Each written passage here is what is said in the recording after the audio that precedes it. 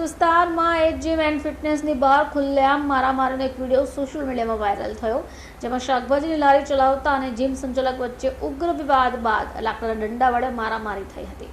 આ ઘટનાને લઈને વેસુ પોલીસ સ્ટેશનના બંને પક્ષે એકબીજા વિરુદ્ધ ફરિયાદ નોંધાવી છે.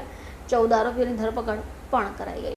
આ ઘટના 12 ફેબ્રુઆરીના રોજ સાંજે 7:45 છે. વેસુ વિસ્તારમાં આવેલી જય બજરંગબલી સબ્જી એન્ડ ફ્રૂટ ભંડાર દુકાનની સામે જાહેર રોડ ઉપર ઘટના ઘટી. શાકભાજી લારી ચલાવનાર આશિષ કુમાર, સુરેન્દ્રસિંહ અને જીમ સંચાલક સંદીપ સાલ્વે વચ્ચે બોલાચાલી થઈ, જે બોલાચાલી મારામારીમાં પરિણમી. સીસીટીવી ફૂટેજના પ્રમાણે એક જૂથ બીજા જૂથને લાકડાના દંડાથી મારતો પણ દેખાયો. મારામારી દરમિયાન લોકો એકબીજાને ધમકી આપતા પણ જોવા મળ્યા. સ્થાનિક લોકોની હાજરીમાં જ હુલ્લડ થયા. કોઈએ ઝઘડાને રોકવાનો પ્રયાસ પણ નહોતો કર્યો.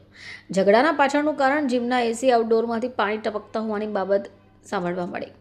શાકભાજી લારી સંચાલક આશિષ કુમારે જીમ સંચાલક સંદીપ સાલ્વેને ફરિયાદ કરી હતી અને બાદમાં બોલાચાલી થઈ, જે મારામારીમાં ફેરવાઈ ગઈ. બંને જૂથોએ વેસુ પોલીસ સ્ટેશનમાં એકબીજાની વિરુદ્ધ ફરિયાદ નોંધાવી છે.